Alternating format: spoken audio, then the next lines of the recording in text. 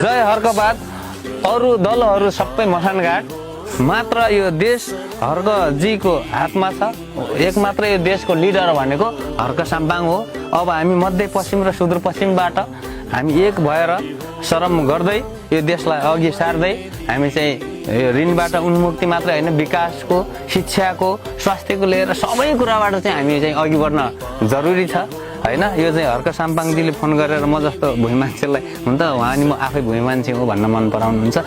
हाम्रो केही सम्बन्ध चाहिँ छैन, तर पनि तपाईँ हामी सबै प्रत्येक घरले, प्रत्येक व्यक्तिले, प्रत्येक पाइलाबाट चाहिँ हर्क साम्पाङलाई चाहिँ हामी अगाडि सपोर्ट गर्नुपर्छ। हामी श्रम संस्कृति पार्टी माटोलाई अगाडि बढाउनुपर्छ।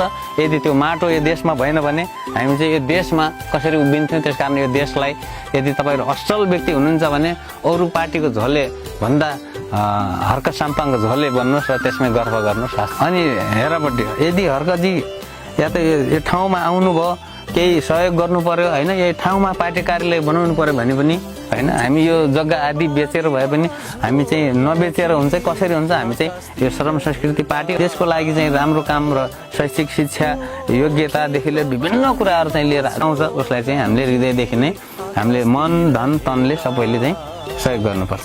हामी चाहिँ रेडी छौँ होइन। हर्कजी कहाँ हुनुहुन्छ, अब यो आवाज, हाम्रो आवाज पक्कै पनि उहाँले कसैले त देखाइदिएला तेरो मान्छे उहाँ पनि रहेछ तपाईँको मान्छे भनेर। त्यस कारण यति कुरा याद राख्नुहोस्। सुदूर र मध्यपश्चिममा पनि हजुरको त्यो भिजनलाई मन पराउने र यो देशलाई माया गर्ने मान्छे चाहिँ छ।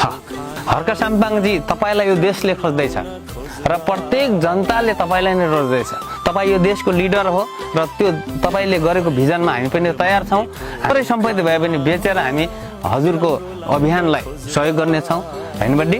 हामी चाहिँ हामी श्रीमान श्रीमती लगायत यो सबैको श्रीमान श्रीमती सबै जनताले तपाईँलाई चाहिँ चाहेको छ। तपाईँ आउनुहोस् यो ठाउँमा, हाम्रो ठाउँमा आउनुहोस्, हामी तपाईँलाई वेलकम गर्न तयार छौँ। यो बड्डी अब त हर्क साम्पाङकोमा जाने होला नि, भोट हाल्ने माटोमै हो। ढुक्क हुनुहोस्।